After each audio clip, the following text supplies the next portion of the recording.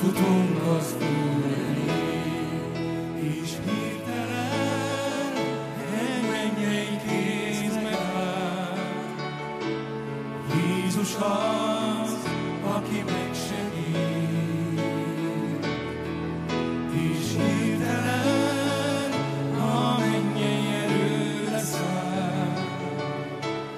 Jézus jön, s meggyógyít, mint az asszony az ő ruhája szegényét megragadja. Az Úr jelenlétét, mint a vakkoldus az út szélén, kiáltó, s futunk az Úr elé, és hirtelen egy mennyei kéz megáll. Jézus az, aki megsegít, és hirtelen a mennyei erő leszáll. Jézus jön, s meggyógyít, mint az asszony az ő ruhája szegélyét megragadja. Az Úr jelenlétét, s mint a vakkoldus az út szélén, kiáltunk, s futunk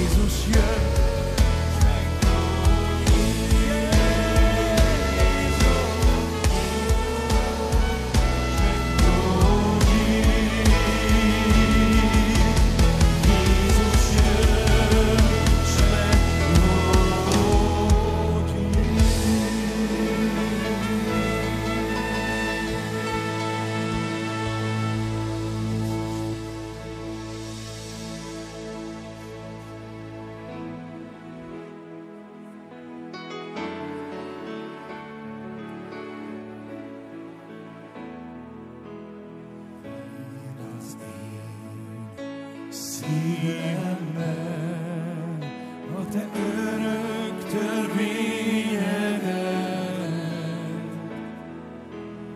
Hívd az én elmémbe a te élő beszédet.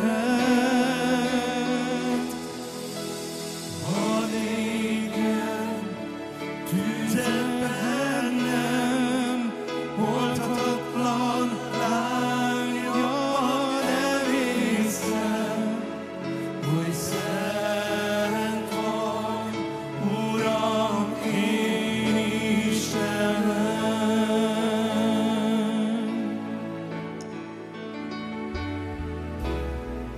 Írd az én szívembe a te örök törvényedet.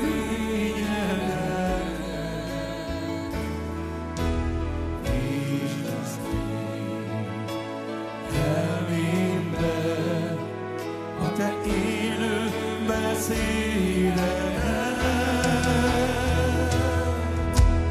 Hadd égjen tüzet bennem, oldhatatlan lángnyal emészem, hogy szent vagy, Uram, én Istenem.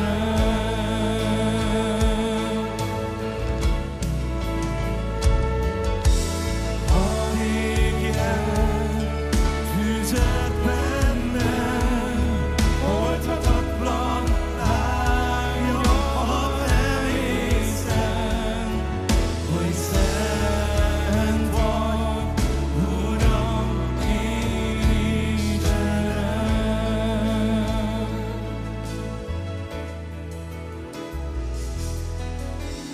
Írd az én szívembe a te örök törvényedet.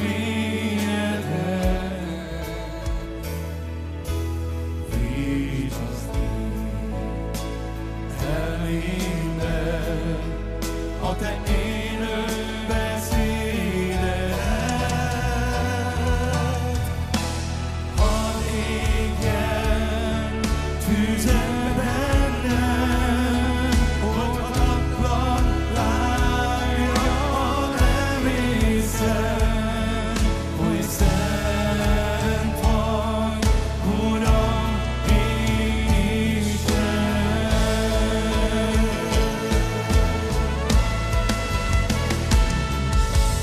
Hadd égjen tüzet bennem, oldhatatlan lángnyal emészem, hogy szent vagy, Uram, én Istenem. Hadd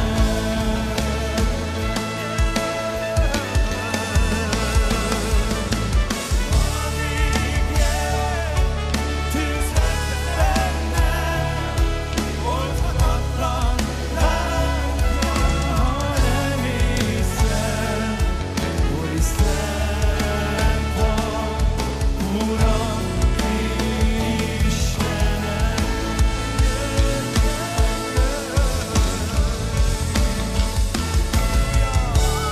Halleluja!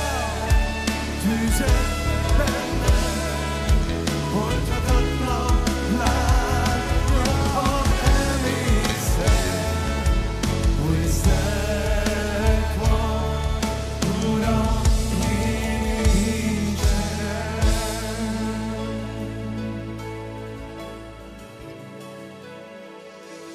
Hadd égjen tüzet bennem, oldhatatlan lángnyal emészem, hogy szent vagy, Uram, én Istenem. Hogy szent vagy, Uram, én Istenem.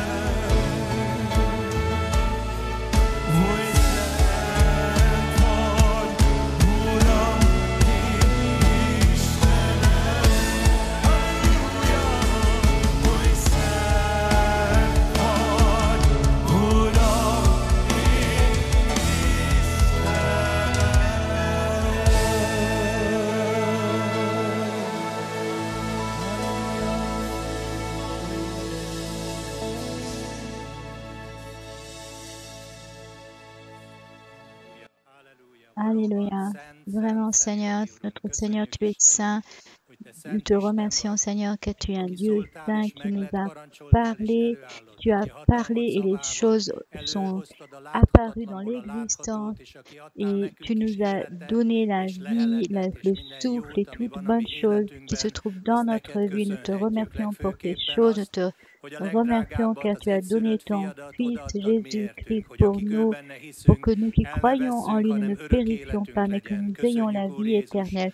Nous te remercions, Jésus, pour ton sang que tu as versé pour nous. Nous te remercions pour ce sang qui parle plus que le sang d'Abel, ce sang qui nous transmet la grâce. Et nous te prions pour que ce sang puisse sanctifier cette Église, ce peuple et aussi notre pays, que tu détruises les œuvres du diable dans notre pays et que tu délivres ce pays de ceux qui le détestent, qui l'accusent. Nous te supplions pour notre Église aussi que tu combattes contre ceux qui la combattent et que tu fasses partir ceux qui viennent comme des ennemis. Aujourd'hui, nous voulons être des vainqueurs. Nous croyons que c'est Jésus qui a vaincu la mort, qui a remporté la victoire totale sur le diable. Et nous croyons que toutes choses ont été placées sous ses pieds et nous sommes dans une position d'autorité. Et nous te remercions, Seigneur, pour cette victoire. Nous te remercions pour cette victoire, cette puissance, que nous puissions recevoir la révélation, l'esprit de révélation, l'esprit de la connaissance du Seigneur. Nous te demandons, Seigneur, que tu révèles ta volonté dans les vies de notre Église, de notre vie personnelle. Nous te demandons, Saint-Esprit, que tu viennes, toi qui nous consoles, qui nous conduis dans toute vérité, au nom puissant de Jésus-Christ. Amen. Gloire au Seigneur. Nous te remercions, Seigneur, pour vos offrandes. Nous demandons de bien vouloir prendre place. Et nous allons avoir une réunion un peu plus courte, car il fait très chaud. Et ça ne veut pas dire que ce ne serait pas possible de recevoir des révélations, même si le culte est court. La parole nous dit que celui qui cherche trouve, qu'on ouvrira la porte si vous frappez à la porte.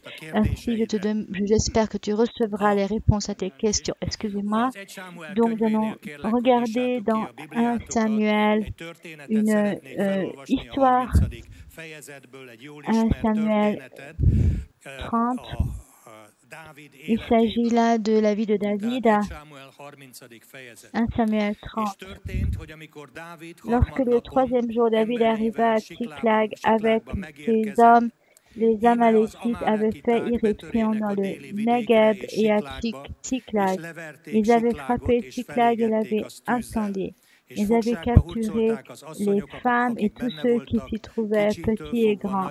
Ils n'avaient mis personne à mort, mais ils les avaient emmenés et s'étaient remis en route. David et ses hommes arrivèrent à la ville, et voici qu'elle était incendiée. Et leurs femmes, leurs fils et leurs filles étaient captifs.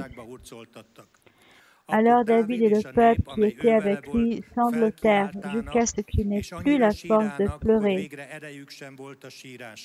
Les deux femmes de David avaient été amenées, Ahinoam de Jezreel et Abigail, femme de Nabal de Carmel.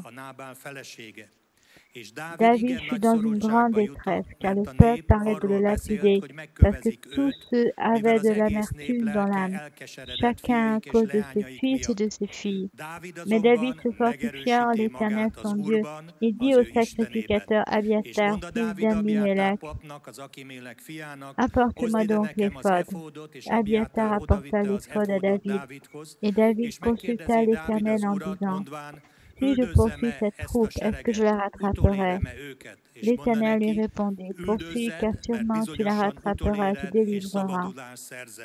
David se mit en marche, lui et les 600 hommes qui étaient avec lui. Ils arrivèrent au torrent de Bethor où s'arrêtèrent ceux qui restaient en arrière. David mena la poursuite avec 400 hommes. 200 hommes s'arrêtèrent, trop fatigués pour passer le torrent de Bethor.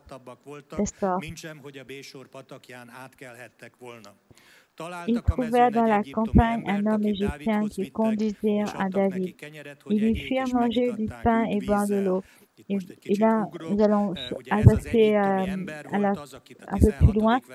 Donc, à partir du verset 16, ainsi il les a fait descendre, il les fit descendre, et voici que les Amalécites étaient répandus sur toute la surface du pays, mangeant, buvant et faisant la fête à cause de tout le grand butin qu'ils avaient enlevé du pays des Philistins et du pays de Juda.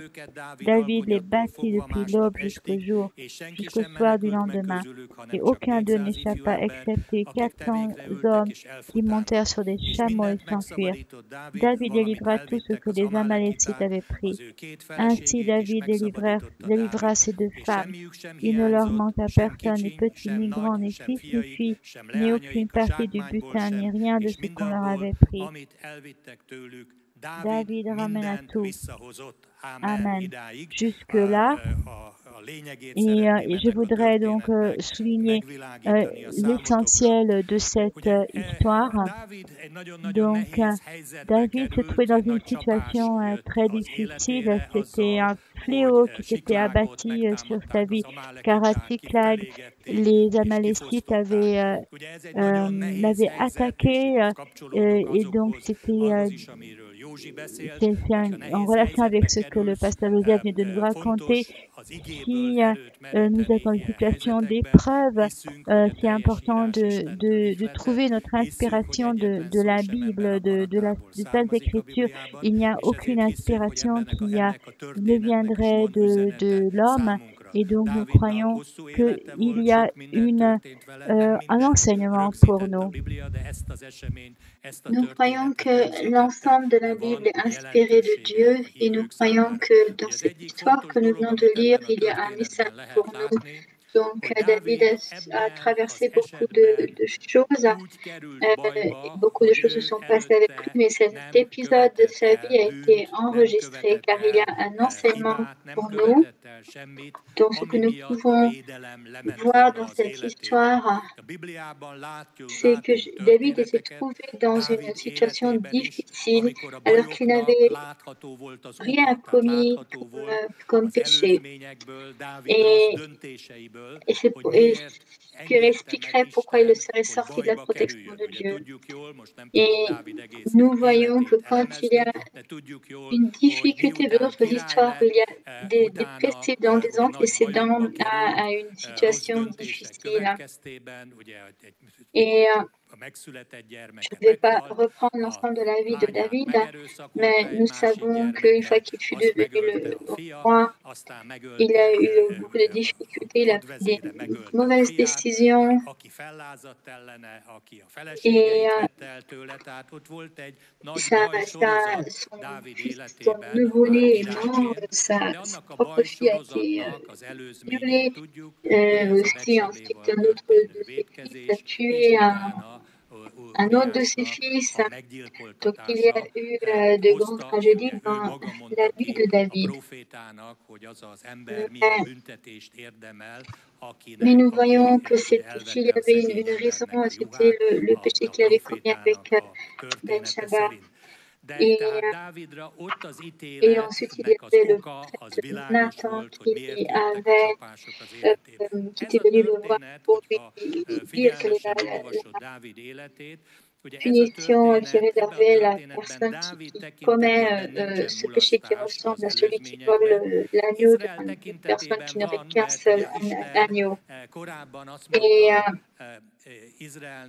quand nous regardons l'histoire de David et avec les Amalécites, voyons qu'il n'y avait rien en fait qui a été fait par David. Au niveau d'Israël, par contre, il y avait eu des ruisseaux qui sont montés à l'époque. Ils ont occupé d'Israël quand ils n'ont pas exécuté l'ordre de détruire les Amalécites. Donc les Amalécites sont des ennemis pour Israël qui attaquent Israël quand Israël est toujours faible. Je vais revenir après à l'histoire qu'on voit dans le Psaume 20. Dieu dit à Moïse, souviens-toi de ce que Amalek a commis avec toi. Deutéronome 23, 16. Et ils ont donc attaqué ce qui était les derniers qui traînaient dans le peloton du peuple d'Israël. Quand le Seigneur aura... C'est la raison pour laquelle Amalek doit être détruit et n'oublie pas cette situation.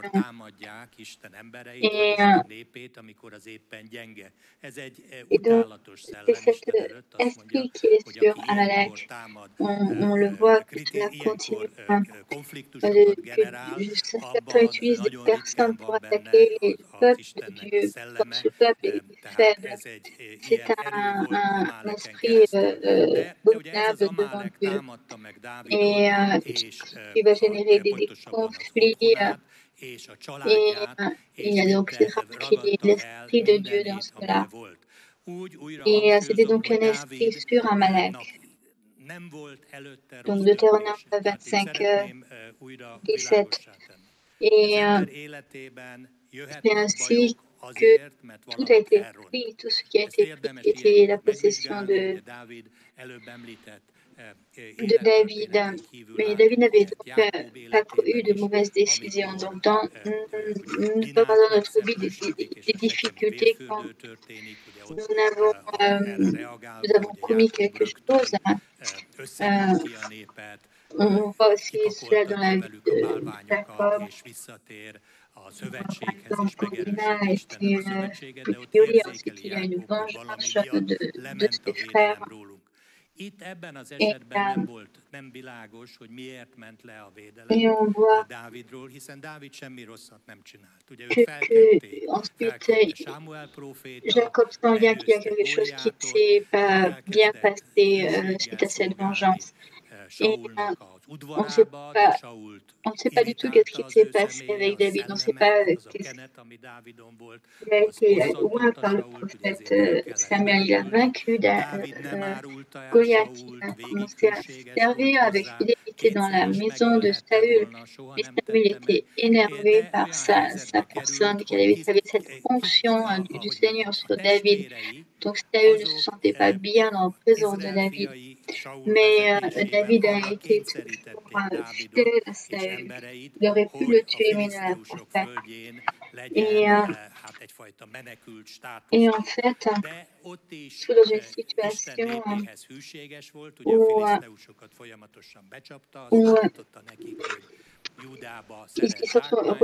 il a dû se trouver et prendre refuge dans les terres des Philistins. Il était un réfugié. Mais il a trompé à plusieurs reprises les Philistins et en disant qu'il avait attaqué son propre peuple. Ce n'était pas vrai. Et c'est ensuite à ce niveau-là que se trouve cette attaque avec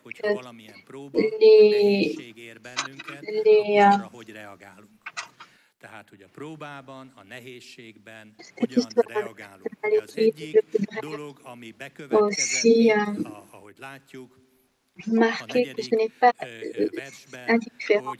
Quelle est sa attitude quand il y a une tragédie, une difficulté qui se trouve traverse? Est-ce que la première chose, premier type de réaction, comme on voit au verset 4, ils sont été, David et ses hommes ont commencé à pleurer, ils n'avaient même plus de force pour continuer à pleurer. Bien sûr, on comprend leur désespoir, mais ils n'avaient absolument rien fait de mal. Et ils essayaient d'être fidèles au Seigneur et en plus, Et ce problème est encore plus grand, disons, on leur a volé leurs femmes, leurs enfants et tous leurs biens. Et dans cette situation, il y avait donc la première réaction qui était celle de pleurer. Et nous voyons dans la Bible que ce n'est pas un problème, mais on peut voir qu'ils étaient désespérés. Cela montre en fait aussi que c'est de rendre difficile de prendre une bonne décision quand on se trouve dans un état désespéré. Et ce qui se trouve au niveau du peuple, c'est qu'ils ont commencé à chercher un responsable. À cause de qui est-ce qu'ils se sont trouvés dans cette situation difficile? Et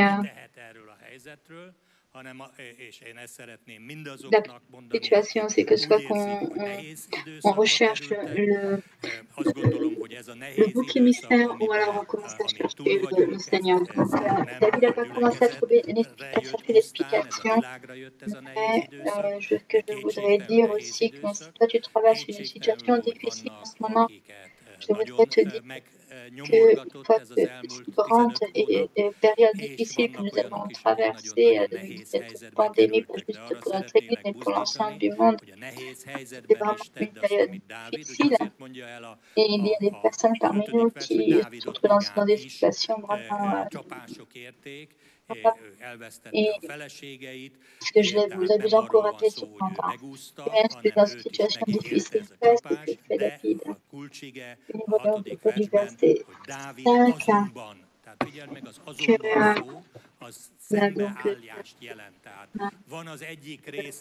il aurait été épargné, mais nous voyons le verset 7, le verset important, le mot cependant, et tout début, il y avait donc ces personnes qui voulaient même lapider David et qui voulaient rechercher l'explication, qui voulaient chercher le bouc émissaire. Et ceux qui se trouvaient désespérés parce qu'on leur avait pris leurs enfants et leurs femmes. C'est la première réaction possible. Et une deuxième réaction, ce que David avait fait. Mais David se fortifiait en l'Éternel, son Dieu. Mais, verset 6, il a recherché le Seigneur. Il a voulu avoir la réponse du Seigneur dans cette situation. Je suis absolument convaincu que dans cette situation, je suis sûr que si nous avons commencé à rechercher le Seigneur, nous avons eu l'occasion de développer une communion encore plus forte avec le Seigneur par rapport. Qui ont renouvelé leur vie de prière à écouter le Seigneur. Et dans les difficultés, on peut se fortifier dans le Seigneur.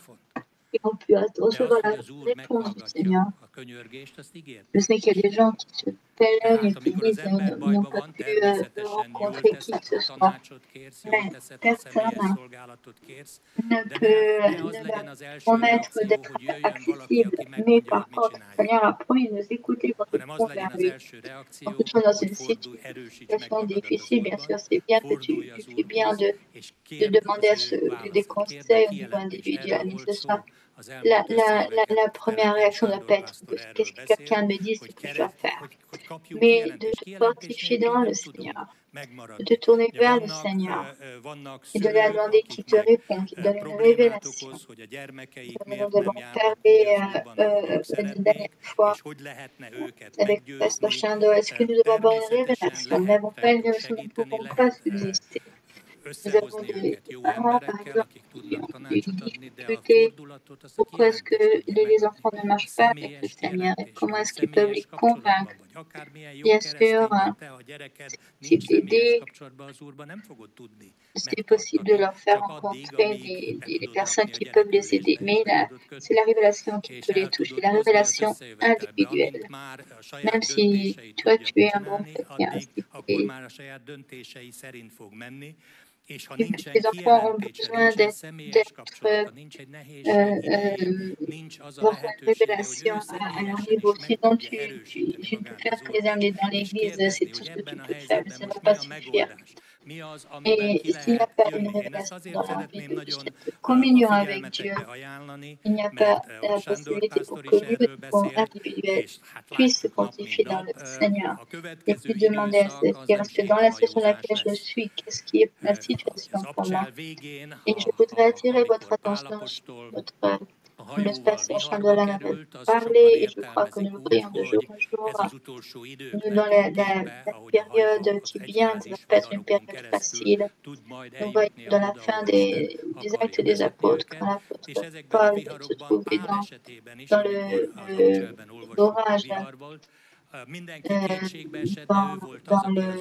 avec le bateau, la traversée en bateau. En général, l'Église interprète cette histoire comme l'orage qui vient à la fin du temps de l'Église. Donc, les gens étaient extrêmement désespérés sur le bateau. Mais Paul était celui qui avait une relation avec le Seigneur et qui a dit, mais personne ne donnera perdu à part le chargement du bateau. Et donc, s'il doit se préparer à des périodes difficiles pour nous fortifier dans le Seigneur, nous devons nous fortifier dans la relation avec le Seigneur. Nous devons demander au Seigneur, mais qu'est-ce que nous devons faire? Je voudrais souligner, nous avons besoin d'une révélation individuelle, une révélation qui va te parler, qui va répondre à tes questions. Et ce qui est important, c'est que tu peux recevoir la réponse par une personne sans même que tu aies posé la question, sans même que la personne ne sait même pas quelle est la question que tu te poses. Ça fonctionne. Regardez quels sont ceux qui parmi nous ont reçu des révélations. Levez votre main. Et le Seigneur peut nous parler, donc ce n'est pas quand tu as une difficulté, il ne faut pas juste tourner vers ton téléphone, mais il faut rentrer dans ta chambre de prière et il faut demander au Seigneur de donner une réponse. Très souvent, nous ne comprenons pas cette chose. Pourquoi une telle chose se produit avec nous? Mais quand David se trouvait en voyant tout a été brûlé par la nuit et que tout leur avait été emporté par la nuit, ce n'était pas la fin de l'histoire.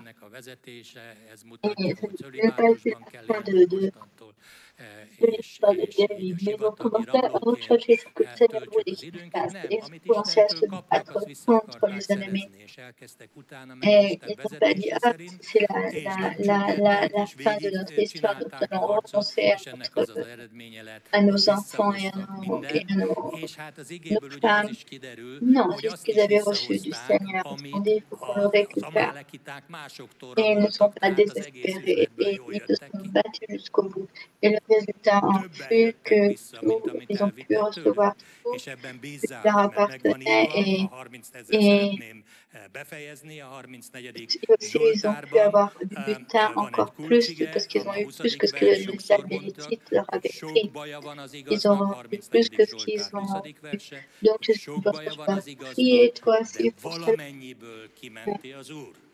Je viens parler du psaume 31.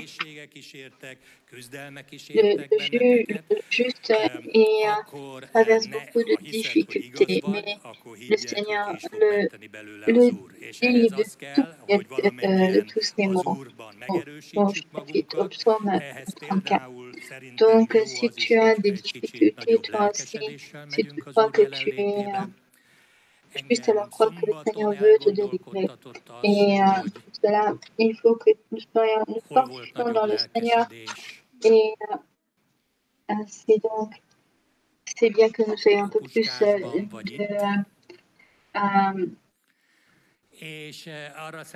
nous aurons un peu plus de difficultés, donc de plus d'entrain quand nous rentrons dans la présence du Seigneur.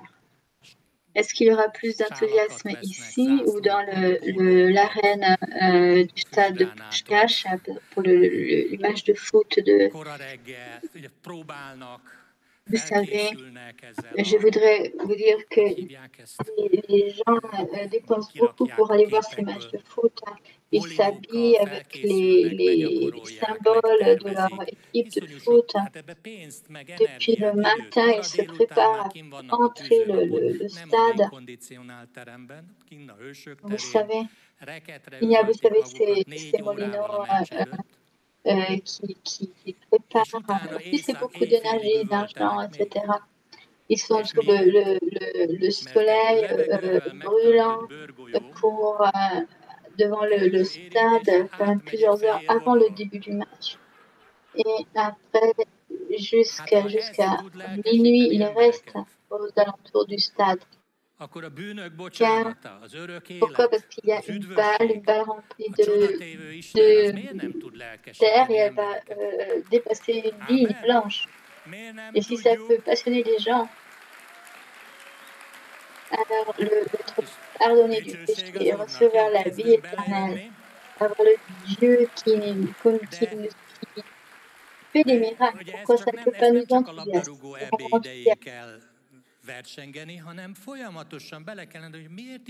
Gloire au Seigneur. Nous commençons à être enthousiastes.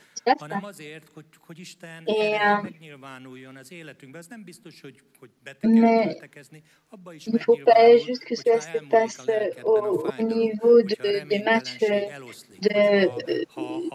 d'Europe 2020, mais il faut que nous ayons la puissance du Seigneur qui va nous remplir.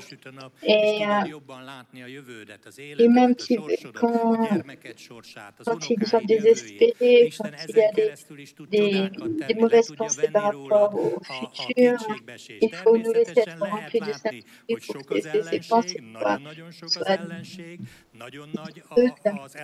et que ce soit le futur de tes enfants, le futur de tes petits-enfants.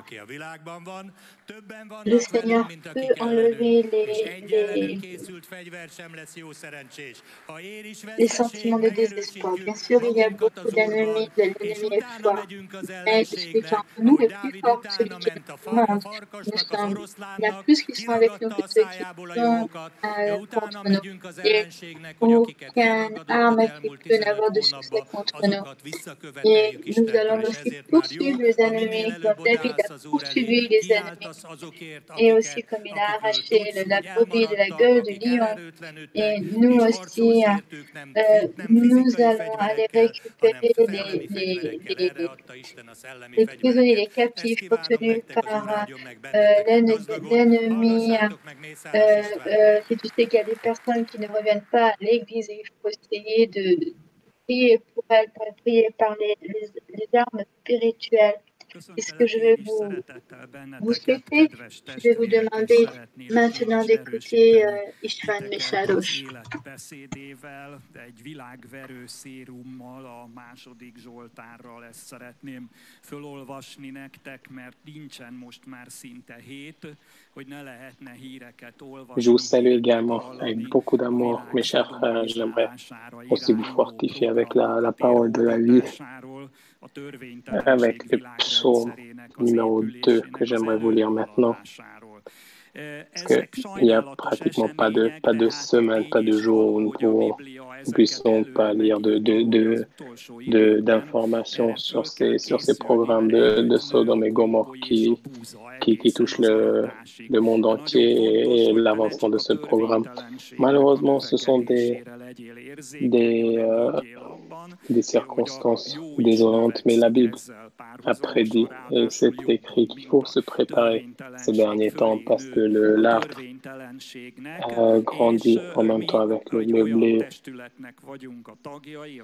Et il ne faut pas que tu sois simplement sensible au grandissement du mal, mais également que tu saches que le bon grandit en même temps. Et nous sommes les membres d'un corps, membres de l'Église qui est comme une forteresse du roi des rois.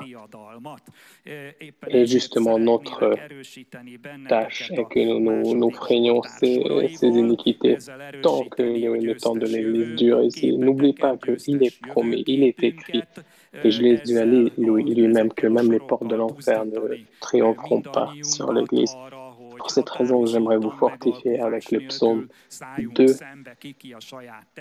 Avec ça, j'aimerais fortifier votre image du futur victorieuse. C'est avec ces versets que j'aimerais vous exhorter et j'aimerais exhorter chacun de nous pour que nous avancions et nous combattions chacun sur son chemin contre l'iniquité, face à face, sans compromis, jusqu'au bout. Il faut que nous nous tenions fermes et nous combattions ces forces. Et notre responsabilité chrétienne envers notre nation doit être réelle, parce que l'Église est également sacerdoce royal et que nous pouvons intercéder pour ceux, et il faut que nous intercédions pour ceux qui sont sur nos chemins et là où nous sommes nés, autour de nous, pour tous les gens qui ont besoin. C'est pas un hasard que vous ayez votre langue maternelle. Qui est votre langue maternelle?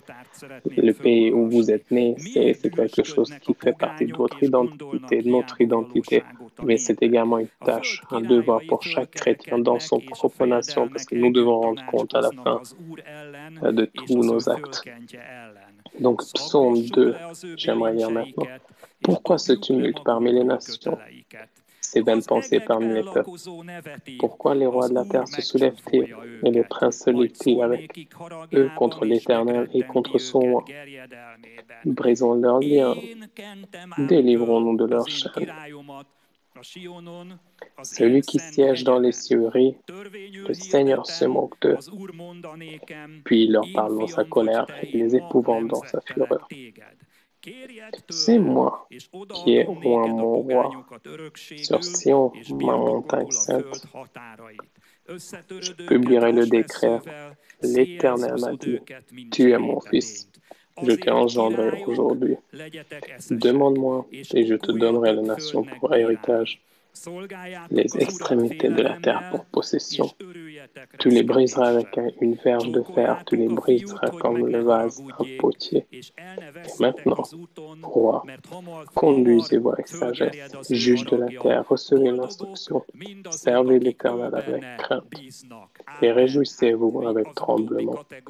Baisez le Fils de peur qu'il ne s'irrite, et que vous ne périssiez dans votre voie, car sa colère est prompte à s'enflammer. Heureux tous ceux qui se confient en lui. Amen. Nous faisons partie de la catégorie, la dernière catégorie que nous lisons, peu importe ce que montre l'état du monde. Dieu nous dit que au milieu des plus grands défis, nous pouvons réussir et nous allons avoir notre couronne de vie de la main de Dieu lui-même. Et donc ce psaume peut être divisé en 3 différentes parties. Les 3 premiers versets parlent et démontrent, parlent de ce qui se passe dans ce monde, l'iniquité dans ce monde qui prend effet, qui prend de plus en plus de place dans le monde, que ça touche même au plus haut niveau du pouvoir, qu'ils institutionnalisent l'iniquité et le rendent global. Et c'est ce qui se développe sous nos yeux maintenant et avance avec une vitesse dramatique dans le monde. Et la prochaine partie dans les psaumes, c'est la réaction de Dieu. Et à la fin, il dit encore qu'il y a encore une possibilité de corriger. C'est ce que Dieu conseille aux dirigeants, mais à tous les êtres vivants, mais surtout les dirigeants, parce que c'est un psaume prophétique en réalité qui parle de vraiment la porte d'entrée dans l'éternité. Donc nous sommes juste devant cette porte-là.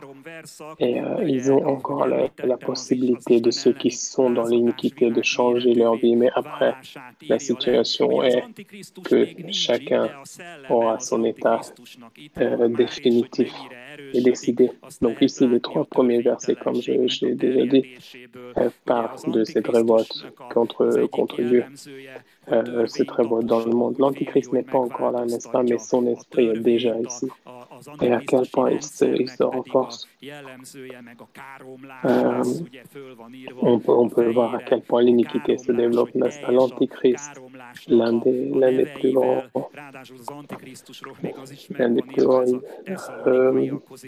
caractéristiques de l'Antichrist, c'est qu'il change la loi. Et l'un des caractéristiques de son système est qu'il va calomnier Dieu, il va être rempli de la calomnie contre Dieu. Et en plus, il est écrit de l'Antichrist dans l'Épître aux Thessaloniciens qui se met contre Dieu et il se met au-dessus de Dieu et contre tout ce qui se dit plaire à Dieu. Il se mettra contre. Donc l'Antichrist n'est pas encore là, mais on voit que son esprit est présent très fortement et prépare la structure, prépare la scène dans ce monde pour la réception de l'Antichrist et il gère le milieu, il forme le milieu pour que il donne ces structures et ces milieux, cet état clé en main à l'Antéchrist, là où il peut s'asseoir. Donc c'est ce qui se passe dans l'autre camp. Mais gloire à Dieu, nous sommes également là, ceux sur lesquels même les portes de l'enfer ne triompheront pas. Et cela ne peut pas être plein, dit l'apôtre Paul dans l'Épître aux Thessaloniciens. Il dit, tant que l'Église est ici encore, tant que le Saint-Esprit est ici encore, et l'Église est ici, sur terre. Et c'est ici que rentre en jeu notre responsabilité de tout ce que nous faisons dans ces derniers temps. Est-ce que nous nous enfermons? Est-ce que nous nous occupons de notre sphère privée? Ou à l'inverse, nous prenons la responsabilité royale. N'oubliez pas, nous sommes le peuple d'un roi, nous sommes les enfants d'un roi, nous sommes le sacerdoce royal. Et la royauté est également une responsabilité. Nous sommes vêtus d'une responsabilité. Clairement, je parle également de responsabilité de l'Église, mais là, je parle pas, là, je parle de notre nation, par exemple. Nous sommes membres également de notre nation. Et nous sommes ici pour que, en tant que le sel de la terre, la vérité de cette terre, nous sommes les combattants de Dieu pour combattre les forces du mal, pour que nous puissions sauver les gens, qu'ils se repentent, même s'ils ne se repentent pas, qu'ils soient au moins vaccinés contre l'iniquité, contre ce virus mondial de l'iniquité. Mais c'est sûr que quand viendra l'Antéchrist, qu'ils ne prennent pas sur eux son numéro, mais qui résistent au contraire à l'Antéchrist. C'est pour cela il faut vacciner notre entourage avec les vérités de Dieu, avec la parole de Dieu et croire et avoir confiance que sa parole ne s'envolera pas inutilement, qui restera au-dessus de la nation, qui restera au-dessus de notre nation comme un bouclier spirituel. Donc, il est très important que si quelqu'un ne se repent pas tout de suite, qu'il soit vacciné de la vérité, qui voit, parce que quand le virus vient,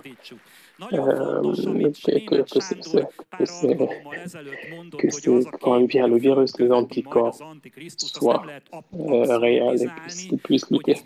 Je prie pour que la nation hongroise soit comme un anticorps dans ce système. Il est très important ce que Sándor a dit quelques cultes auparavant, que cette image que la terre suit à l'Antichrist, on ne peut pas rendre ça absolu et le faire valoir sur toutes les nations, parce que si ça avait été le cas, on ne pourrait pas comprendre les prophéties d'Ésaïe, de Zacharie et également les Écritures de l'Apocalypse, qui dit que il va y avoir des nations dans le royaume de Christ. Et en plus de ça, après, dans la terre recréée, il va y avoir des nations. C'est ça dans la Bible. De quoi on parle du jugement des nations dans Matthieu 25, quand on parle de brebis et de nations de boucs. Les nations de brebis rentrent dans le royaume de Dieu, ils vont vivre dans la paix. Et comme dit Ésaïe, qu'ils ne soulèvent pas l'épée les uns contre les autres. Donc, les hommes ne vont pas vivre comme une masse euh, commune, mais ils vont garder les nations. Et j'aimerais tellement que là où je parle ma langue maternelle maintenant, cette nation existe dans ce royaume également et se développe. Donc notre tâche est que nous avancions vers la bonne situation pour pouvoir avoir notre nation. Comme j'avais dit, il est devenu extrêmement intensif, cette iniquité dans le monde. La culture occidentale est devenue une culture qui assujettit presque partout toutes les cultures dans le monde et ça rend la culture homogène. Et jusqu'ici, c'est pas un problème, mais malheureusement, si la culture occidentale devient inique et change et qui devient post-chrétien, post-national, et il va avoir une direction. Cette direction, n'est-ce pas maintenant, ils appellent, et ils disent c'est la culture de l'effacement. Il efface absolument tout qui peut rappeler le christianisme, mais non seulement le christianisme, mais également les valeurs citoyennes. Tout à fait normal, des valeurs gréco-romaines par exemple, et ils changent également l'ordre naturel des choses. Ils enlèvent tout, ils veulent tout changer, par exemple tous les liens qui disent qu'un homme biologique a un rôle biologique, une femme a un rôle de femme, et il veut libérer les gens, il veut changer également les lois contre ça. Donc cette culture de l'effacement, c'est ce qui change et veut complètement effacer l'ordre créé par Dieu. Mais si encore c'était simplement pour dans leur nation à eux de ceux qui créent ces choses, ces changements-là, ce serait juste la responsabilité des chrétiens qui seraient peut-être dans ce pays-là, mais le problème est ce qu'ils veulent agressivement imposer sur les autres pays. Et oui, les gens veulent vivre comme ils ont vécu depuis toujours. L'homme veut rester un homme, une femme veut rester une femme, un chrétien veut rester un chrétien. Et moi, je dis que moi, je veux rester un blanc, un homme et un homme. Et on croit. Il y a des pays dans ce monde où là, ce genre de phrase est taxé d'homophobe et que la police pourrait m'arrêter me taxer de raciste, etc. Mais gloire à Dieu. Pour les noirs, les jaunes, pour tous les métis, parce que Dieu a créé l'homme tel qu'il est maintenant et c'est magnifique. Chacun a sa propre place, sa propre valeur en Dieu. Et ça, on n'a pas, les hommes n'ont pas à rentrer dans ce détail-là. Donc agressivement, ils veulent imposer l'iniquité sur les autres. Ils veulent rendre ça comme ils veulent faire ça au nom de la moralité commune. Ils veulent le faire dans l'économie. La moralité, l'immoralité a toujours existé, mais ils n'ont jamais voulu l'élever au nom de l'État même. Belshazzar et ces rois-là en Perse, ils faisaient déjà des orgies et plein de mauvaises choses comme ça, immorales, mais ils n'ont jamais imposé ça sur le peuple. Ils ne se sont pas liés, les empires ne se sont pas liés et les rois ne se sont pas liés contre la moralité. Sodome et Gomorrhe étaient un problème local. C'était un problème d'une communauté locale. Dieu a jugé cette communauté, mais ce n'était pas valable au monde entier, parce que sinon, Dieu aurait jugé le monde entier. Jésus a dit que dans les derniers temps, cela va être à peu près semblable à ce qui s'est passé à Sodome au temps de Lot. De quoi on parlait? Qu'est-ce qui se passait à Sodome? Ils n'étaient pas satisfaits et ce n'était pas assez pour eux de vivre dans l'immoralité et l'iniquité, mais ils voulaient imposer sur la famille de Lot leur vie immorale. Donc c'est cette agressivité qui est extrêmement visible aujourd'hui et c'est ce qui signale que nous sommes vraiment dans les derniers temps parce que ça, depuis Sodome et Gomorrhe, ça n'a pas existé. Quand un dirigeant mondial, le dirigeant des États-Unis soulève la propagande au plus haut niveau de l'État et que l'Union européenne suit ça. Et c'est extrêmement douloureux. Et c'est une honte que la communauté de l'acier et du charbon est devenue une zone de LMBTQ. Ils ont libre et ils obligent absolument tout le monde de suivre l'unicité, etc. Donc je ne veux pas rentrer encore plus dans le détail. C'est un impérialisme culturel qui se passe autour de nous. C'est qu'ils ne laissent pas les nations, ils ne laissent pas les gens qui n'en veulent pas de tout ça. Donc c'est également incroyable ce qui se passe contre la Hongrie et contre la Pologne sur ce front. Donc pour cette raison, mes chers frères, nous les chrétiens, nous devons être à l'affût, nous devons aller au front dans ce combat-là, parce que c'est la vie des gens, c'est la vie des hommes, c'est la vie de ta nation qui est en jeu. Parce que si Messi ne revenait pas en très très peu de temps, c'est vraiment pas anodin. Dans quel genre de société ton enfant, ton petit enfant va vivre, où est-ce qu'il va travailler, qu'est-ce qu'il va être obligé de faire au travail. Mais gloire à Dieu.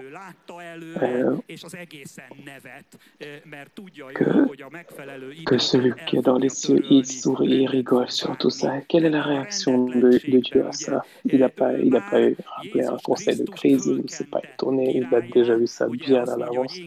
Il en rigole simplement parce qu'il sait très bien qu'au temps voulu, il va effacer tout ça, il va mettre de l'ordre dans ce cas. Lui, il a déjà oint Jésus-Christ à être un roi. Il dit que c'est moi qui ai oint mon roi sur ma montagne sainte.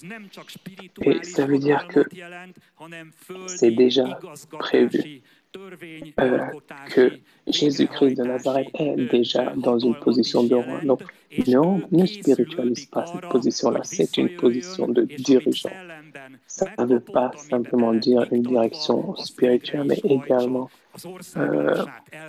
la gestion du pouvoir ici sur Terre.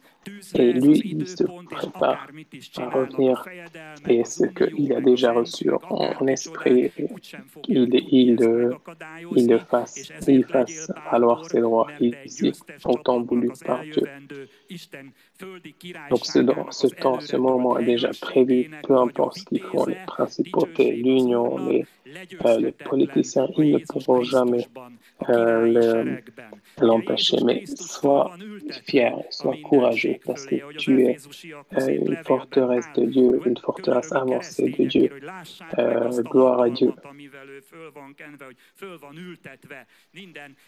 Et Jésus-Christ, il est assis sur tous les pouvoirs. Parce que dans les Éphésiens, l'apôtre Paul, il prie pour les chrétiens pour qu'ils voient ce pouvoir que Jésus a, qu'il est assis au-dessus de toutes les forteresses des nations, au-dessus de tous les pouvoirs de principauté, non seulement ce qui est dans ce monde, mais dans les prochains ères, peu importe quel genre de pouvoir se créera. Jésus-Christ est au-dessus d'eux et nous sommes au-dessus de tout ça, peu importe ce que disent les gens. C'est de ça que tu dois prendre la force, que tu fais partie de ce côté victorieux. Amen. Jésus-Christ est un roi réel. Son pays est un pays réel. Et ce grand changement de système va venir. Et toute cette iniquité qui nous énerve, qui nous empêche de vivre normalement, ne sera plus là. Il faut résister. C'est juste magnifique, c'est formidable. Je suis reconnaissant de pouvoir vivre dans ce temps-là. N'est-ce pas? Parce que l'homme peut laisser une trace dans l'histoire. Parce que quand tout va bien, l'homme est juste tranquille et ne fait rien de spécial. Mais gloire à Dieu que l'Église de la foi a été créée maintenant. Et il a vu ce temps arriver parce qu'il a vu que cette nation a besoin pour qu'il y ait des chrétiens, des jeunes chrétiens courageux qui n'ont peur de rien. Il se dit, si Dieu est avec nous, personne n'est contre nous. Parce que nous, l'Église, nous sommes le peuple de Dieu, nous sommes une nation sainte, un sacerdoce royal, les soldats de Dieu. Gloire à Dieu. Nous sommes les protecteurs de notre nation. Nous ne portons pas des bandeaux LGBTQ, mais nous portons le sang de Jésus-Christ sur nous, ce qui est un message pour les autres. Mais comme j'ai dit, être envoyé par le roi est également une grande responsabilité dans notre entourage pour que, lors du jugement des nations, notre pays est une bonne place. J'ai écrit beaucoup de choses, mais là, je n'aurai pas le temps de tout décrire maintenant. Mais il est important et il faut que vous sachiez que ce n'est pas automatique. Aucune nation ne peut se baser sur le fait de combien de milliers d'années elle existe, combien de guerres elle a gagné. Peu importe. Ce qui compte et qu'est-ce qui compte, est-ce qu'on demande, c'est ce qu'il a dit, il a dit la même chose à Christ. Demande-moi et je te donnerai les nations pour héritage. C'est valable pour nous, il faut demander à Dieu. Nous n'avons pas besoin d'avoir le monde entier en héritage, notre nation nous suffit pour que cette nation perdure et que cette terre que Dieu a donnée, que nous demandions cette terre, que Jésus-Christ le proclame une nation victorieuse. Tu vois, c'est pour cette raison que tu es une sacerdoce. Mais nous sommes une sacerdoce royale. Et nous devons intercéder pour notre nation, notre communauté, nous devons intercéder à des hommes qu'envoyer, comme par exemple toute l'Europe crache sur le Hongrois juste parce que nous pensons que le choix de comment éduquer les enfants est un droit des parents et pas aux autres. Et c'est la Convention européenne, même la Convention européenne le proclame ça, et ceux qui sont contre ça, ils vont même contre cette Convention européenne.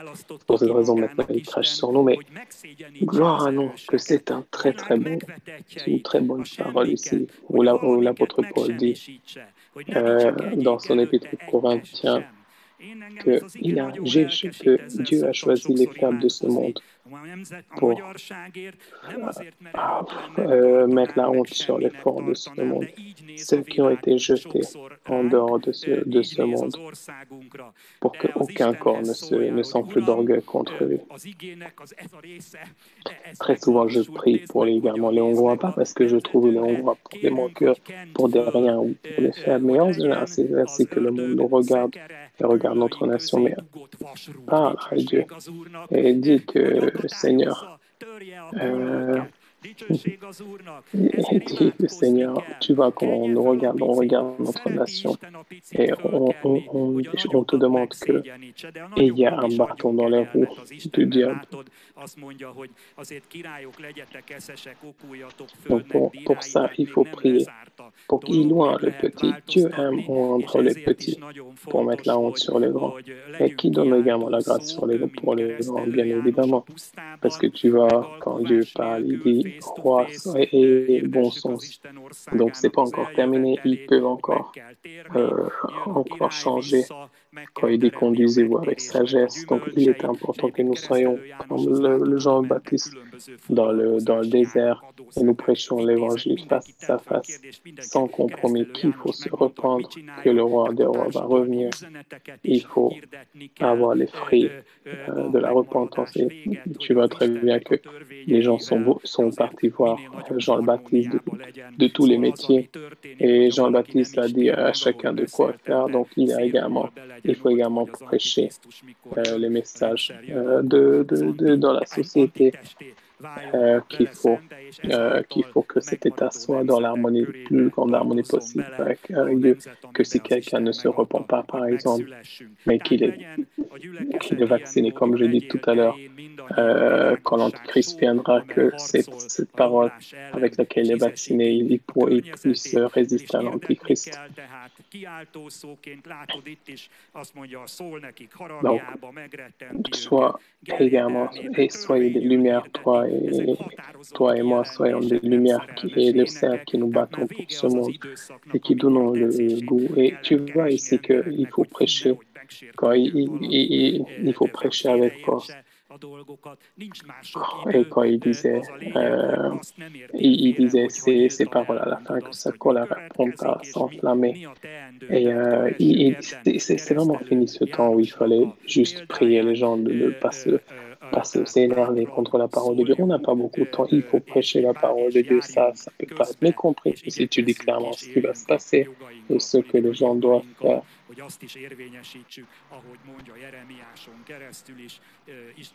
Donc, avec courage, parlons et parlons avec courage et intercédons et vivons avec nos droits politiques également, quand dit au travers de Jérémie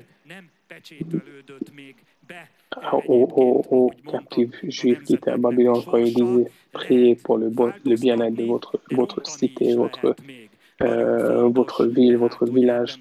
Donc il faut prier parce que le sort n'est pas encore scellé. Le sort de nation n'est pas encore scellé. On peut encore changer dans leur état.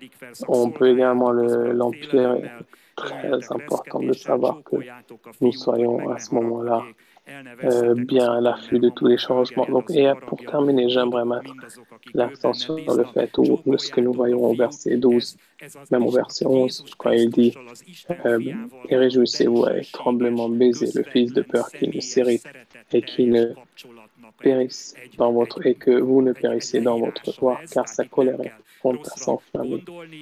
Donc, quand il dit baiser le Fils, il parle de ce contact personnel avec Jésus-Christ, ce contact et cette relation personnelle d'amour avec Jésus-Christ. Donc, c'est cette écriture-là. Donc là, pensez pas à la mauvaise chose là. Il parle de cette communion.